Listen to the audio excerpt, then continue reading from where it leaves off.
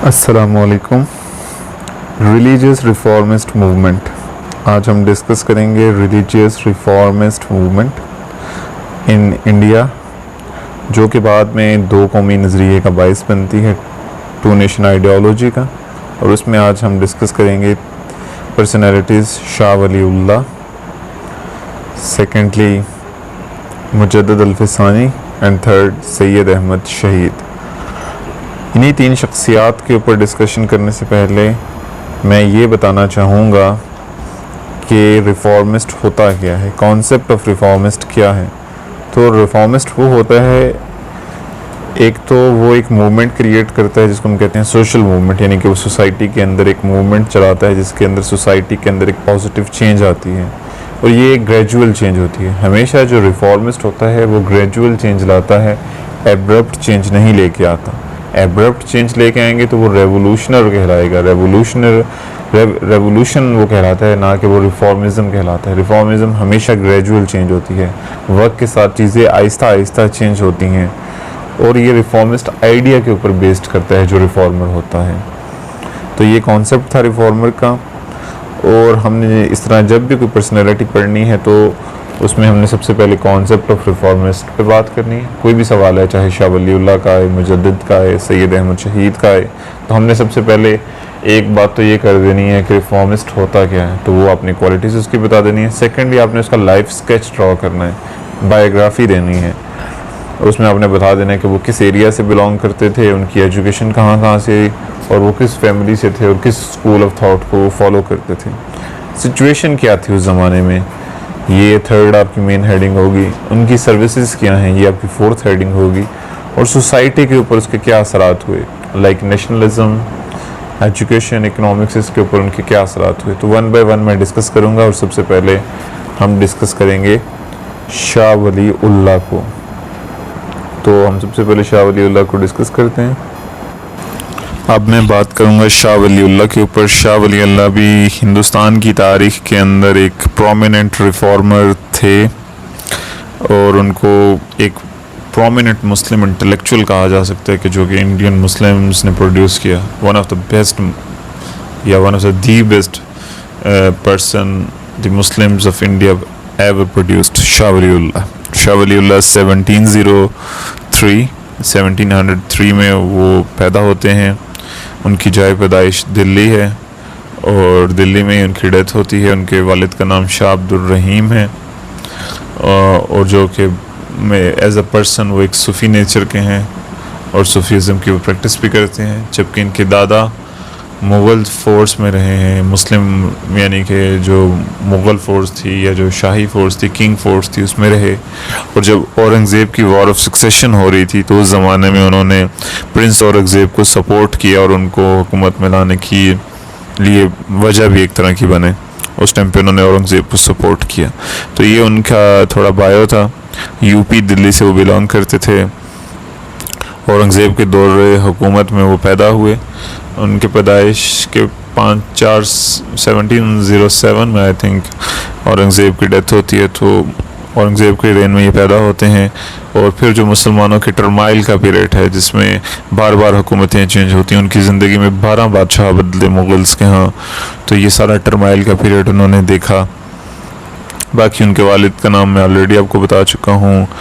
Personality wise वो एक बड़े ही पाइटी वर्चुअल इंसान थे, और उन्होंने सिर्फ 7 साल की उम्र में कुरान को हिफ्ज़ कर लिया। अरेबिक और पर्शियन लेटर्स में वो एक्सपर्ट थे, दोनों ज़ुबानों में वो एक्सपर्ट्स थे। Hanafi law, theology, geometry, arithmetic, logic, तमाम उलूम में फ़न महारत रखते थे, जिनके भी मैंने नाम लिए। साइंस से लेके सोशल सब्जेक्ट से लेके दीनी सब्जेक्ट तक, और तमाम में इल्म रखते थे। एक नहायत बाइलम इंसान थे। और उनके 4 बेटे थे, जिनमें से एक सबसे बड़े बेटे और प्रोमिनेंट बेटे शाह अब्दुल अजीज़ थे, जिन्होंने बाद में कुरान का उर्दू ज़ुबान में तर्जुमा किया।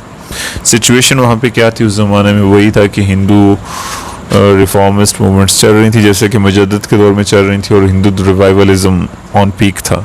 मुस्लिम्स रूल वीक हो रहा था, और वो फ्रेजिलिटी का शिकार था। Muslims are aloof from Sharia once again. Spread of social evils थी, threat and dominance of Hindu culture, these same things like in the era of मुजद्दिद 100 साल पहले के आदमी थे ये शाह वलीउल्लाह से, और ये अगले 100 साल बाद आए। थ्रेट ऑफ मिशनरीज था, ये एक न्यू चीज़ थी आई थी, क्योंकि ईस्ट इंडिया कंपनी के आने के बाद यहाँ पर मिशनरीज ने अपनी प्रैक्टिस शुरू कर दी थी और वो क्रिश्चियनिटी को फैला रहे थे और मुस्लिम्स के आगे इस्लाम के ऊपर सवालात उठा रहे थे। Increasing threat to Muslim rules from Marathas, ये भी एक न्यू सिचुएशन आई थी कि मरहटास ने सर उठाना शुरू कर दिया और उन्होंने मुस्लिम्स रूलर्स को शिकस्त दे के अपने एम्पायर को बिल्ड करना शुरू कर दिया in west and northern India. और deviance from divine law to man made law, it is the same thing that was happening in Mujaddid era as well.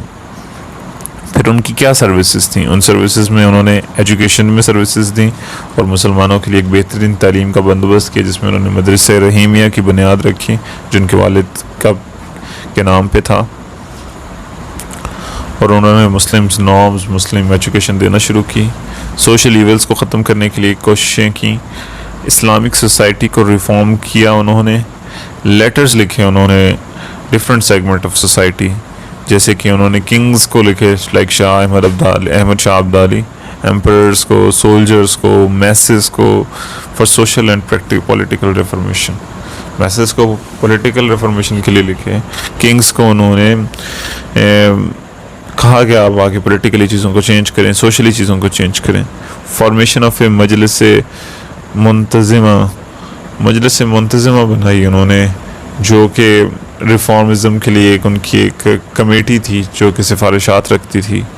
सेक्टेरियनिज़म को अपोज किया, दिस इज़ समथिंग अगेंस्ट मुजद्दिद ने सेक्टेरियनिज़म को फ़रोग़ एक सेंस में किया कि उन्होंने शियाज़ को आउट ऑफ इस्लाम कर दिया, कुफर का फतवा लगा दिया। इसके अपोजिट शाह वलीउल्लाह ने उनको मुस्लिम दायरा में लाने की कोशिश की और उन्होंने कहा कि मुस्लिम शुड बी यूनाइटेड ताकि वो नॉन मुस्लिम से फ़ाइट कर सकें। इकनॉमिक प्रिंसिपल्स पे बात की, this is something very different because उन्होंने पहली दफ़ा सोशल इक्वलिटी की बात की, सोशलिज्म की बात दुनिया में कही, इसलिए इनको फोररनर ऑफ कार्ल मार्क्स भी कहा जाता है कि मार्क्स ने जो 100 साल बाद आके बात की वो इन्होंने शाह वलीउल्लाह ने 100 साल पहले कर दी थी। सोशल इक्वलिटी की बात, इक्वल और जॉब अपॉर्चुनिटी की बात, इस तरह की रिसोर्सेज पर लोगों का हक है, ओनरशिप की जो एबिलिटी है वो हर शख्स तक होनी चाहिए, ना कि सिर्फ जागीरदारों तक होनी चाहिए। और जो दौलत का चंद हाथों में जमा होना बड़ा ख़तरनाक है, इन सब चीज़ों पे उन्होंने बात की। वो रूलर्स के अगेंस्ट वॉइस रखते थे, जो रूलर्स गलत काम कर रहे थे उनको वो क्रिटिसाइज़ करते थे। उन्होंने कुफ्र और इस्लाम को डिफ्रेंशिएट किया। उन्होंने यूनाइटेड नेशनहुड को अपोज किया कि हिंदुस्तान एक मुत्तहिदा कौमियत है, इस चीज़ को उन्होंने डिनाई कि उनके हिंदुओं की अपनी नेशन है, मुस्लिम्स की अपनी नेशन है। इज्तिहाद को प्रपोज किया। उन्होंने कुरान, हदीस, फ़िक़ा के ऊपर काम किया, शरीयत को असल मानों में रिप्रेजेंट किया।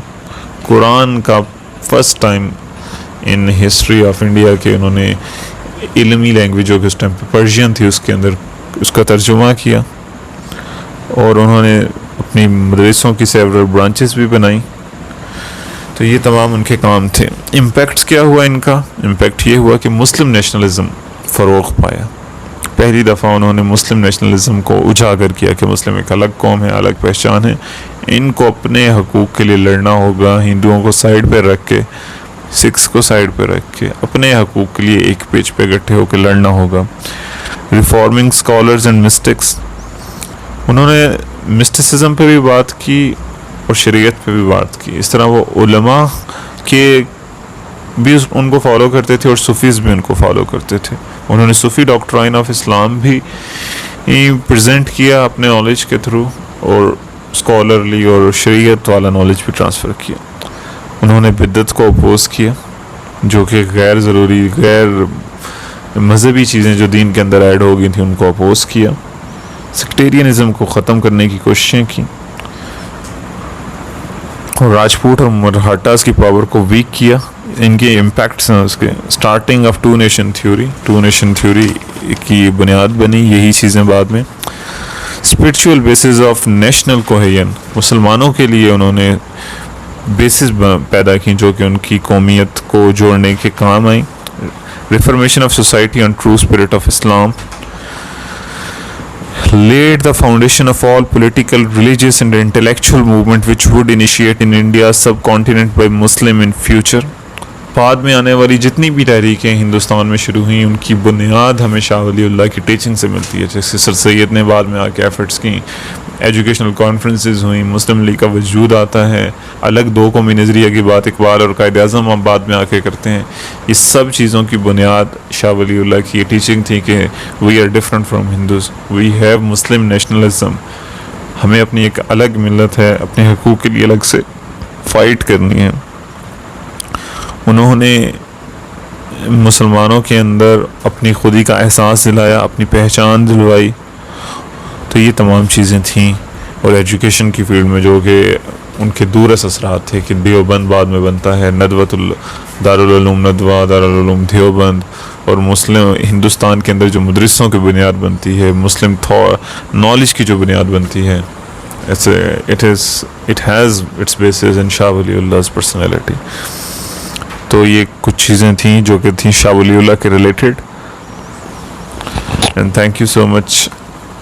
अभी तक शाह वलीउल्लाह। सैयद अहमद शहीद ये थर्ड रिफॉर्मिस्ट हैं सिलेबस के अंदर, और ये इनकी डेट ऑफ बर्थ है 1786, और ये इंडिया के शहर राय बरेली में पैदा होते हैं जो कि लखनऊ के करीब यूपी के अंदर एक सिटी है। और इनकी डेथ होती है 1831 में बालाकोट के मुकाम पर, जहाँ पर ये जहाद करते हुए जंग में सिखों के हाथों जब हार होती है तो उस अटैक के अंदर इनकी शहादत होती है। और इनके मेजर फेमस डिसाइपल्स में शाह इस्माइल शहीद हैं, जिनका प्रोमिनेंट नाम हमारी हिस्ट्री बुक्स में और पाकिस्तान स्टडीज़ की बुक्स में मिलता है। और ये इनका अगर हम फैमिली बैकग्राउंड देखें तो इनके जो बाप थे वो एक सूफ़ी मुस्लिम्स स्कूल ऑफ थॉट से बिलोंग करते थे। इन्होंने एजुकेशन हासिल की शाह वलीउल्लाह के कायम करदा मदरसे रहीमिया से, और इनके उस्तादों में शाह वलीउल्लाह के बेटे शाह अब्दुल अज़ीज़ भी शामिल थे जिनसे इन्होंने एजुकेशन हासिल की। 1822 में ये हज के लिए मक्का रवाना होते हैं और हिजाज़ में रिलीजियस एजुकेशन भी लेते हैं। वहाँ पर वहाबिज़म मूवमेंट इस टाइम पीक पर होती है, तो ये उस वहाबिज़म के मूवमेंट से मुतासिर होते हैं और प्योरिटन इस्लामिक वैल्यूज़ के साथ वापस हिंदुस्तान आते हैं।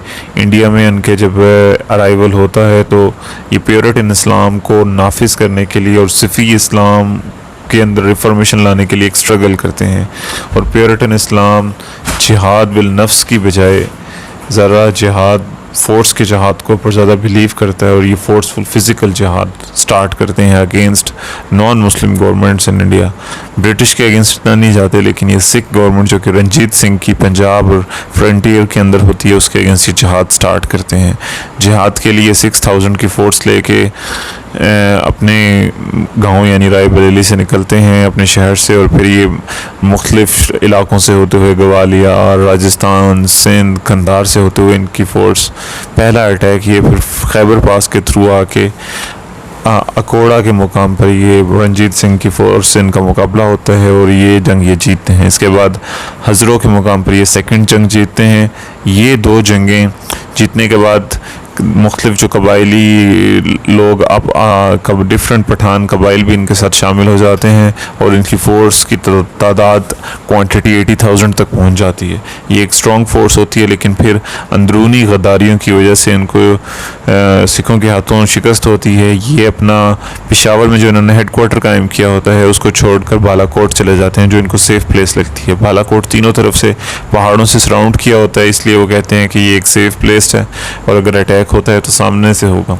लेकिन बालाकोट के लोकल्स इनकी जासूसी करते हैं और रंजीत सिंह को खुफिया रास्ता बताते हैं पहाड़ की तरफ से। तो रंजीत सिंह की सिख फोर्स बैक से अटैक करती है जिसमें इनको शिकस्त होती है और इसी में शाह इस्माइल जो कि इनके मेजर कमांडर थे वो भी शहीद हो जाते हैं और ये ख़ुद सैयद अहमद भी उसमें शहीद हो जाते हैं। तो इस तरह ये एक फ़ोर्सफुल जिहादी मूवमेंट थी जो हिंदुस्तान में की तारीख़ में पहली बार सिर्फ मज़हब की बुनियाद पर लड़ी गई। और ये शाह इस्माइल शहीद और सैयद अहमद शहीद ये दो प्रोमिनेंट पर्सनालिटीज़ थी जिन्होंने ये जिहाद स्टार्ट किया था। सिचुएशन उस टाइम पे ये थी कि मैंने जैसे ऑलरेडी बता दिया कि पंजाब में सिक्स की गवर्नमेंट थी, रंजीत सिंह की गवर्नमेंट थी और ये इसके अगेंस्ट जिहाद किया कि यहाँ पर इनको कुछ शिकायत मिली कि यहाँ पे मुस्लिम्स को उतनी रिलीजियस फ्रीडम नहीं जितना होना चाहिए, और उसके लिए इन्होंने जिहाद किया और इन्होंने सिख और हिंदू डोमिनेशन को ख़त्म करने के लिए जहाद स्टार्ट किया। इनकी सर्विसेज ये थी कि इन्होंने इंडिया के मुख्तलिफ मुस्लिम्स के अंदर दोबारा से मुसलमानियत और जहादिज़म उनके दिलों के अंदर एक नई रूप की आज़ादी की एक तड़प पैदा की, और उनको अपनी ज़िंदगियों की परवाह नहीं थी बल्कि एक मुस्लिम इंडिपेंडेंट और मुस्लिम फ्रीडम के लिए उन्होंने अपनी जानें कुर्बान दी।